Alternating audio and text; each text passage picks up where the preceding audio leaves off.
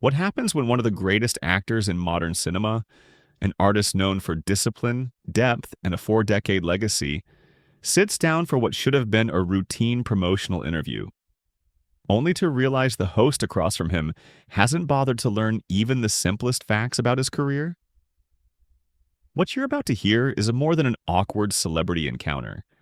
It's the story of how Michael Strahan's complacency collided with Denzel Washington's unwavering standards, sparking one of the most astonishing walkouts ever witnessed on live television. This moment revealed the difference between being famous and being extraordinary.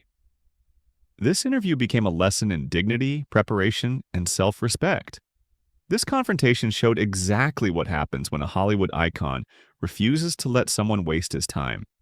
And on that day, Michael Strahan discovered, very publicly, that not everyone will tolerate disrespect, especially not on national TV. The Tuesday morning began like any other inside the Good Morning America studios in New York City. Soft daylight spilled through the massive windows overlooking Times Square, casting long shadows across the set that millions of viewers recognized as part of their daily routine. Production assistants moved around with quiet precision, adjusting lights, checking marks, and prepping equipment with the kind of muscle memory only years of experience can produce. But beneath the usual rhythm of a morning broadcast, there was a different kind of electricity in the air. Denzel Washington was on the guest list. 2 Academy Awards, 10 Oscar nominations, generations-defining performances, a filmography that had earned billions worldwide and commanded global respect. Having Denzel on your show wasn't normal. It was an honor, a chance to create a moment that mattered. Everyone in the building knew that. Everyone. Except, it seemed, the host. From across the set, Michael Strahan looked as if he were reviewing his notes. But up close, the reality was different. His eyes skimmed the page with no real focus. The carefully prepared briefing packet, created by producers who knew exactly how important this interview was, sat mostly untouched. Strahan had made a career out of charm. The warm smile, the relaxed energy, the effortless banter. He had interviewed hundreds of celebrities, hosted major events, and built a massive following. And on this morning, he was leaning on the same strategy that had gotten him this far. Wing it. Keep it light. Let the charisma do the work. But what he didn't understand, what he couldn't understand, was that Denzel Washington was not a guest you wing anything with.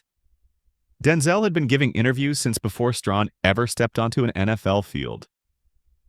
He had spoken to the world's sharpest journalists, exchanged ideas about art, purpose, and the craft of performance. He had zero tolerance for laziness, and he could sense unpreparedness almost instantly. On this morning, he sensed it before the interview even began. The studio audience filled the seats, buzzing with the kind of excitement usually reserved for once-in-a-lifetime events. Many had grown up watching Denzel's films, quoting his lines, feeling changed by his characters. They were eager to hear from the man himself, to witness a meaningful conversation between 2 accomplished figures. Makeup artists made their last-minute touches. Sound technicians completed their final checks. Cameras locked into position. Producers signaled readiness. Everything was perfectly aligned. Everything except the host who would be leading the conversation. And then it happened. Denzel Washington stepped onto the stage. The crowd burst into applause. And none of them knew. They were about to witness a moment that would echo across the internet for years. He entered the studio with the same poised elegance that had defined him for decades, greeting the crowd with an easy, genuine wave. At 68, Denzel Washington carried himself like a man who had earned every ounce of the respect he commanded. His suit was flawless, his posture assured, his presence powerful without ever needing to announce itself. Strahan stood to welcome him, flashing the trademark smile audiences loved, shaking Denzel's hand with upbeat enthusiasm. He motioned toward the guest chair, confident, too confident, that this would be another effortless morning show moment. The two men exchanged polite greetings as Denzel settled into his seat. The audience buzzed with excitement, unaware that they were seconds away from watching something no one had ever seen on live morning television. The cameras activated, the lights intensified, the segment began, and within 30 seconds, anyone paying attention could tell the train was about to derail. "So, Denzel," Strahan started, leaning back with that relaxed swagger, his smile locked firmly in place. "I gotta ask, this new movie, another drama, another serious role. Don't you ever get tired of playing the same kind of character again and again?" The question detonated in the air like a silent explosion. To casual viewers, it might have sounded harmless. But to anyone remotely familiar with Denzel's career, it was a red flag the size of Times Square. It revealed unmistakably that the host had not done even the most basic research. Strahan had no idea who he was talking to. Denzel's expression shifted, barely subtly. A slight lift of the eyebrows, a tighter line across his lips. He'd survived 4 decades of interviews. He'd handled everything from thoughtful questions to ridiculous ones. But the tone behind this question, the casual dismissal, that got his attention. "I'm sorry," Denzel said, his voice steady but edged with a quiet tension that only the perceptive would catch. "What do you mean by that?" Strahan laughed it off, completely missing the shift in the room. "Come on, man, you know what I mean. The serious guy, the mentor, the wise dude teaching everybody lessons. You're kind of stuck in that box, right? When's the last time we saw you do something fun?" The words landed with the grace of a brick. Audience members exchanged puzzled looks. Producers behind the cameras stiffened. But Strahan, buoyed by his own misplaced confidence, kept plowing forward, unaware he had insulted one of the greatest actors alive by implying he'd been repeating himself for decades. Denzel leaned back, folding his hands with deliberate calm. The camera captured the shift, his energy tightening, his demeanor turning measured and cool. "Michael," he said, and the weight in his voice should have been the warning sign that stopped everything. "I've done comedies, action films, Shakespeare on stage. If you looked at my body of work, you'd see quite a range." It was a gentle correction, a respectful redirect, the kind of lifeline a wise host would grab to recover gracefully. But Michael Strahan wasn't that host. "Yeah, but come on," Strahan pushed, brushing off the correction. "Most people know you for the same kind of role. Training Day, Man on Fire, The Equalizer. It's all kind of the same energy, right?" The studio shifted, literally. Chairs creaked. People squirmed. A soft ripple of uncertainty moved through the audience. They hadn't come to watch a morning show host argue with Denzel Washington about Denzel Washington's own career. Meanwhile, behind the cameras, producers were exchanging alarmed looks. No commercial break was cued, no escape route available. They were trapped in real time as their segment spiraled. Denzel leaned forward, a small gesture, but for those who knew him, a major warning. When Denzel Washington got quiet and leaned in, something serious was about to happen. "Michael," he said slowly, every word deliberate, "have you actually watched my films? Because what you're describing doesn't sound like someone familiar with my work." Strahan laughed again, brushing off the question like it was nothing more than ego. He waved a hand casually. "Of course I've seen your movies, man. I'm just saying, from the audience's point of view, you're the intense, serious guy. Maybe it's time to mix it up, you know?" "Shake things up?" Denzel repeated, his voice softening in a way that made the room feel colder. "And what would you suggest I do to shake things up?" Strahan shrugged, oblivious. "I don't know. Do some comedy, a rom-com or something. Show people you can be funny. Loosen up a little." By now, any trace of innocence in Strahan's tone was gone. The condescension was unmistakable. What had begun as awkward had transformed into disrespect, swiftly and unmistakably. By now, the studio audience understood they weren't just watching an interview, they were watching a moment, and not the kind anyone wanted. Denzel's jaw tightened. Barely, but enough for every camera in the room to catch it. "Michael," he said, his voice controlled but edged with unmistakable steel. "I've been acting since before you ever strapped on a football helmet. I've won 2 Academy Awards. I've been nominated 10 times. I've performed on Broadway. I've directed films that have earned both critical praise and commercial success. So tell me, what exactly are you implying?" The question landed like a gavel. Strahan seemed to realize he'd wandered into dangerous territory. But instead of stepping back, offering a simple apology, or shifting gears, he did the one thing his ego wouldn't let him avoid. He pressed forward. "Hey, I'm not attacking you," he said quickly, his voice tightening. "I'm just having a conversation. That's what interviews are, asking the tough questions." Tough questions. The phrase echoed through the studio like a challenge thrown into an arena. Denzel studied him for a long, quiet moment. And it was the kind of silence that meant a decision had been made. An internal line had been crossed. "Tough questions?" he repeated, and instantly the air in the studio changed. "Michael, a tough question would be about my preparation process, about my view on modern filmmaking, about the themes in my upcoming work.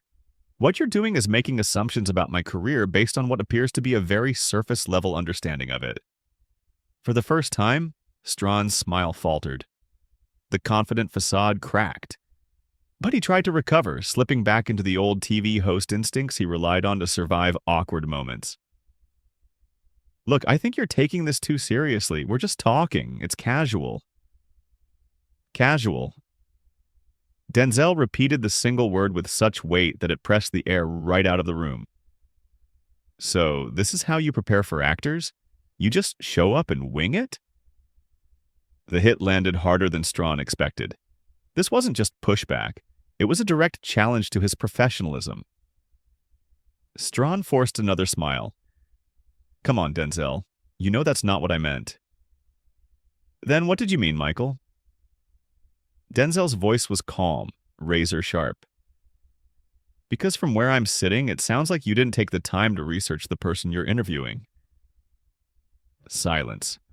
Complete, uncomfortable silence. The warm morning show vibe had evaporated. What remained was something far more serious, something raw, unfiltered, and painfully real, unfolding live in front of millions. Strahan's eyes flicked toward the producers off camera, a silent call for a rescue that wasn't coming. They couldn't cut away. They couldn't reset. They couldn't undo what was happening. "I did do my research," Strahan insisted, but the confidence was gone, replaced with a thin defensiveness. "I know your career." "Do you?" The simplicity of the question hit like a blow. "Because a moment ago, you suggested I only play one kind of character, which tells me you've either never watched my films or you're ignoring the variety for reasons I can't quite understand." The audience was riveted, leaning forward, breathless. This wasn't a clash. It was a masterclass. Professionalism versus unpreparedness playing out in real time. Camera operators stopped fidgeting with their gear. The entire room was frozen. Strahan made one last attempt to steer the ship back to safety. Okay. Let's reset. Let's talk about your new movie." "No, Michael." The word was solid, sharp, final. "We're not starting over. We're finishing what you started. You wanted to discuss my career? Fine. Let's do it. But let's do it using facts, not whatever assumptions you walked in here with today." The tension was now a physical presence in the studio, thick and suffocating. Strahan shifted in his seat, the confident host persona crumbling in real time. He knew he was losing control, but he couldn't bring himself to retreat. The same ego that drove him to dominance on the football field refused to let him back down. "All right," Strahan said, bracing himself. "But you can't deny that when you look at the box office numbers, your biggest hits fall into the same category. I mean, that's just facts." Denzel's eyes narrowed. Just a fraction. A tiny movement, but one that telegraphed everything. Box office numbers, Denzel repeated slowly, each word carved with precision. So now you're reducing artistic merit to commercial success. I'm not reducing anything, Strahan pushed back. The numbers don't lie. Your action films make more than your dramas. Michael, Denzel said, leaning forward again. Do you know what my highest grossing film is? Strahan blinked, thrown off. Probably one of the Equalizer movies? American Gangster, Denzel corrected without hesitation. A drama. Then, without missing a beat, he continued. And do you know which of my performances is widely considered my most critically acclaimed? Strahan hesitated. He didn't know the answer. Training Day, Denzel said. But many critics would say Fences, which I also directed, or Malcolm X or The Hurricane. All dramas. All requiring completely different levels of preparation, interpretation, and skill. He looked directly at Strahan. Does any of that sound like one type of character to you? The studio was so quiet now it felt like the whole room had stopped breathing. The audience wasn't watching an interview anymore. They were witnessing a reckoning, something deeper, heavier, a real-time lesson on respect, preparation, and what it means to honor someone's legacy. Strahan tried to regroup, clearly rattled. He attempted a pivot, an escape route. Okay, you got me there, he said awkwardly. But I think what our viewers really want to know is, what's next for Denzel Washington? Are you sticking with these serious roles or are you planning to surprise us? Denzel repeated the phrase slowly. What our viewers want to know. His tone made the entire audience lean in without even realizing it. Michael, he said, how exactly do you know what our viewers want? Did you poll them? Did you run focus groups? Or did you just decide without any thought what you felt like asking today? Strahan swallowed. Come on, you know what I mean. No, Denzel responded, firm and final. I don't, and that's been the issue since the beginning. You keep assuming, you keep generalizing, you keep trying to fit me into boxes that don't exist, except in your mind, because you didn't invest the time to learn the truth about my work. Strahan's smile was gone now. Completely. The charming host had evaporated, leaving someone visibly uncomfortable. Someone finally starting to grasp the gravity of his mistake. But instead of owning up to it, instead of acknowledging the slip, he did what insecure people often do when cornered. He got defensive.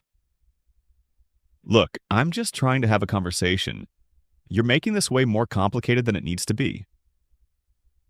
Complicated? Denzel echoed, his voice rising just enough to command the entire room. Michael asking an actor about their craft, their choices, their process, that's not complicated. That's the bare minimum. That's interviewing 101. I am asking about your craft, Strahan insisted weakly. No, Denzel said, flat and final. You're asking me to justify my decisions through your limited understanding. You're asking me to explain my career to someone who didn't study that career before sitting down with me.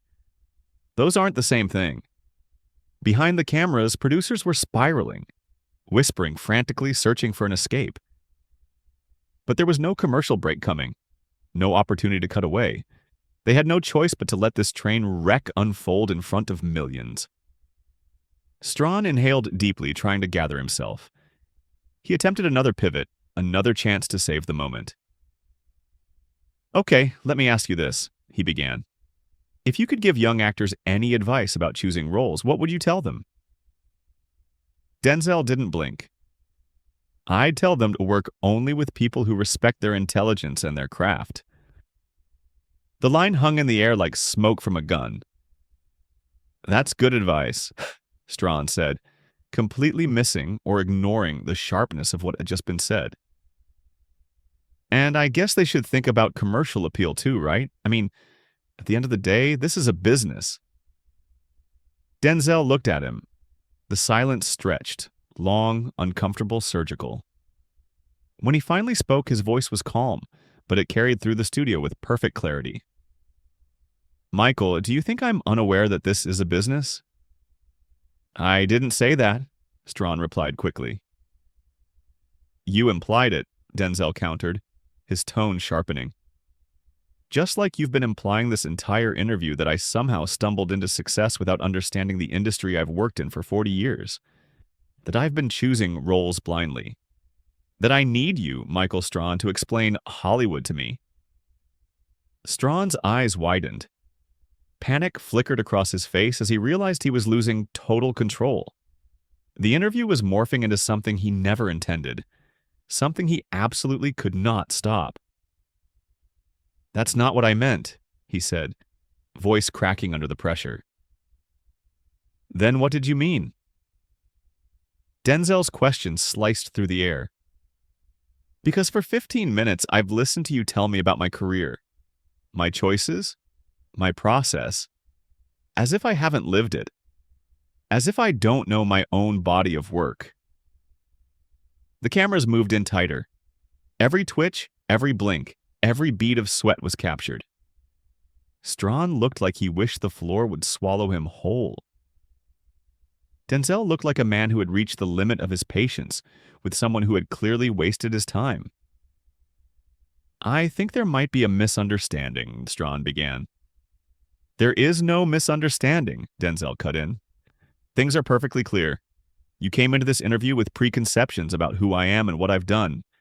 And instead of asking thoughtful questions, instead of being curious, you've spent the entire conversation trying to make me confirm those preconceptions."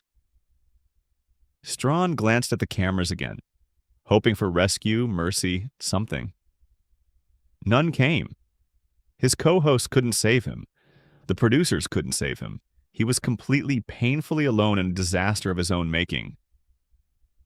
"I was just trying to have an engaging conversation," he said. Even he didn't sound convinced. "Engaging for whom?" Denzel asked. "Because from where I'm sitting, it seems like you're more interested in hearing yourself talk than learning about the person you invited here." The studio had fallen into a silence so deep you could hear the air conditioning hum. Everyone in that room knew they were witnessing something extraordinary, something that would be replayed, dissected, and discussed for years. This wasn't an awkward interview anymore. This was a full-blown collapse of professionalism, a violation of the unspoken agreement between host and guest. Desperate to regain control, Strahan attempted one final pivot. "Maybe we should talk about your new movie," he suggested, clinging to the lifeline. "Maybe we should," Denzel replied. For a split second, Strahan looked relieved. Then Denzel added, "Why don't you tell me what it's about, since you've done your research?" It was like someone had drained all the color from Strahan's face. His expression, mouth opening and closing with no sound, eyes wide with panic, said everything. He had been exposed completely. Michael Strahan had no idea what Denzel Washington's new film was about. "It's a drama, right?" Strahan whispered, the words barely audible. Denzel didn't respond. He simply watched him, eyes full of a disappointment so sharp it felt like a blade. Seconds passed, slow, heavy, suffocating. No rescue. No mercy. Strahan began shuffling through his papers, pretending to look for information he never had. But the truth was already out, hanging over the room like smoke. "It's about..." Strahan started, then stalled. "It deals with, heavy themes?" Still nothing from Denzel. Just that unwavering stare. Just the quiet patience of someone who had already decided exactly how this would end. The camera zoomed in, catching every breath of discomfort. Every second made it painfully, undeniably clear. The host had done zero preparation. Finally, Denzel spoke, softly but with a force that seemed to ripple through the studio. "Michael, how long have you known I was coming on today?" "What do you mean?" Strahan asked, his voice thin. "It's a simple question," Denzel replied, calm and precise. "How long have you known I'd be your guest?"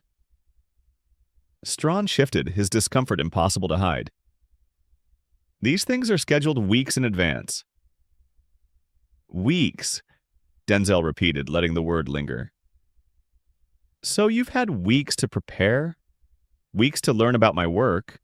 Weeks to come up with thoughtful questions? And this? He gestured at the awkward space between them. This is what you brought to the table? It wasn't a question, it was a verdict. Strahan scrambled for an escape route.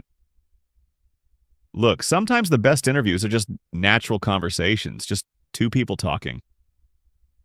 Natural? Denzel echoed, his tone sharpening. Michael, there's nothing natural about discussing someone's career without knowing what that career includes. There's nothing conversational about wasting someone's time with assumptions. I do know your career, Strahan insisted weakly. Do you? Denzel leaned in slightly. Then tell me about my new film. Tell me the plot. Tell me my character's name. Tell me who directed it. Tell me anything that proves you spent even 5 minutes preparing.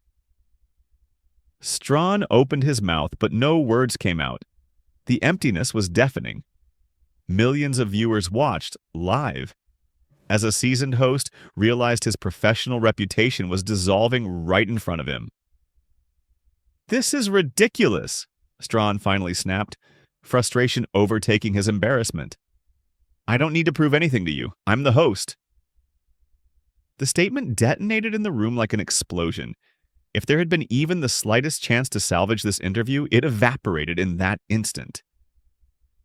For the first time, Denzel actually looked surprised. Not angry, surprised.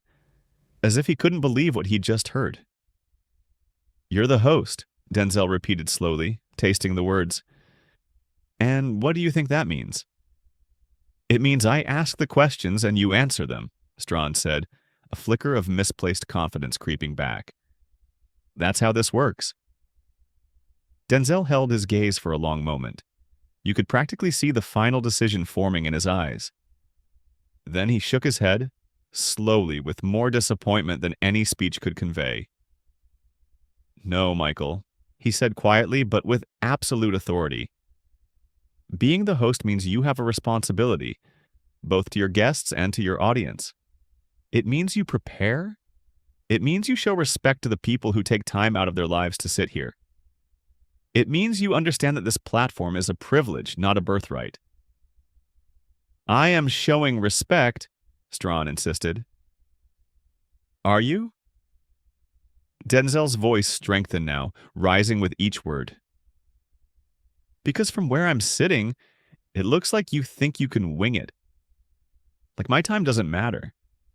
Like my work isn't worth even an hour of preparation before I walk through that door. Strahan's face flushed red, embarrassment clashing with anger. That's not fair, he muttered. What's not fair? Denzel shot back, his voice carrying through the studio. What's not fair is bringing someone onto your show and wasting their time with lazy questions and empty assumptions. What's not fair is having a platform with millions of viewers and treating it like a casual hobby. What's not fair is using your guests as props instead of respecting them as professionals, artists, human beings. The audience wasn't just watching anymore, they were spellbound. Every breath, every shift, every heartbeat in the studio felt suspended. This had stopped being an interview long ago. It had become a masterclass in dignity, respect, and the weight of a legacy earned over 40 years. A lesson unfolding live in front of millions. Then Strahan said the words that would push everything over the edge.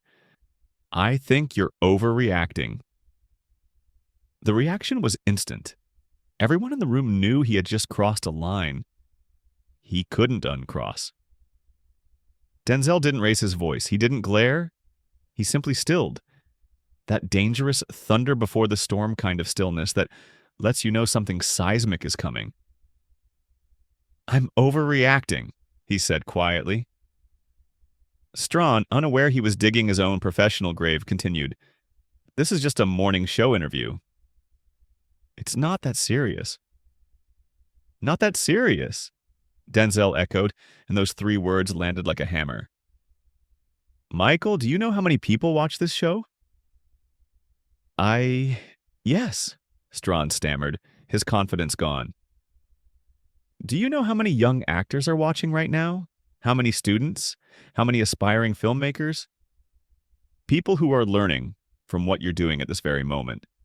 How professionals in this industry are treated. The camera zoomed in on Strahan as the truth hit him. This wasn't a celebrity being offended. This wasn't ego. This was about responsibility, about the message being sent to an entire generation of artists. Strahan swallowed, his defenses finally cracking. I didn't think about it like that. No, Denzel replied, simple and devastating. You didn't think at all. And then it happened. The moment that would replay across the internet, daytime TV, journalism classrooms, and Hollywood circles for years. Denzel Washington stood up, slowly, deliberately, with the same controlled, commanding presence he brought to every role. Michael, he said, his voice resonating through the silent studio, I've been doing interviews longer than you've been on television. I've sat across from journalists who challenged me, pushed me, made me reflect on my work. That's what good interviews do. They illuminate, they educate, they create meaningful conversation. Strahan's eyes widened. He finally realized this wasn't a dramatic moment. This was a real one. And Denzel was about to walk off. Live. Denzel, please, he pleaded. Let's just... But Denzel wasn't finished. What this is, he said, cutting Strahan off with calm authority, is disrespectful to me, to your audience, to the craft I have dedicated my life to, and I won't be part of it. He reached up and unclipped his microphone. The movement was simple, but the meaning behind it was monumental. It was a declaration, a boundary, a refusal. I came here today to talk about storytelling, about my work, about the themes that matter to me. He continued as he set the microphone gently on the table. But I'm not going to sit here and be lectured about my own career by someone who couldn't take 10 minutes to learn about the person he was interviewing. Strahan half stood, one hand reaching out as if he could physically pull the moment back. Denzel, wait, we can fix this. We can start over. Fix what? Denzel asked sharply. The fact that you came unprepared? The assumptions you made? Or the moment you told me I was overreacting because I expected basic professionalism? He smoothed his jacket. Simple, steady, dignified. Somehow, the gesture made him look even more regal than when he first walked in. I've been in this business long enough to know when someone respects the work, he said. And today, Michael, you've made it very clear where you stand. Strahan finally stood fully, but the moment was gone. Denzel had already turned toward the exit. Denzel, please! Strahan called after him, his voice breaking in desperation. Don't do this! But Denzel didn't stop, didn't look back, didn't hesitate. He walked off the set the same way he walked into it, gracefully, confidently, and with every ounce of his dignity intact. The camera stayed on Strahan as he stood there beside the empty chair, staring after the greatest actor of his generation and realizing, far too late, that he had just destroyed the interview of a lifetime. The audience sat frozen. The crew didn't move. The studio air felt heavy, almost unreal. Everyone knew they had witnessed something historic. A renowned actor had walked out, not in anger but in principle. Not because he couldn't handle a tough question, but because he refused to tolerate disrespect. What should have been a simple promotional segment had become a case study, one that would be replayed and analyzed for years. A vivid reminder that ego is never a substitute for effort. That charm is no replacement for preparation. That respect must be earned, not assumed. And the question echoing through the studio afterward was simple but profound. Was Denzel right to walk out? For anyone who understood what had unfolded, anyone who saw the disregard, the carelessness, the casual disrespect, the answer was unmistakable. He absolutely was. Denzel Washington drew a line that day. He stood up for his craft, for his legacy, for his time. He walked away, not because he was fragile, but because he was principled. And Michael Strahan learned a lesson no training session could ever teach him. Some people, some truly exceptional people, won't sit quietly while their work is dismissed. They won't tolerate disrespect. They won't play along to make the host look good. They'll simply walk. And the cameras captured every second of it. A moment broadcast to millions, preserved forever as a masterclass in professionalism, dignity, and knowing your worth.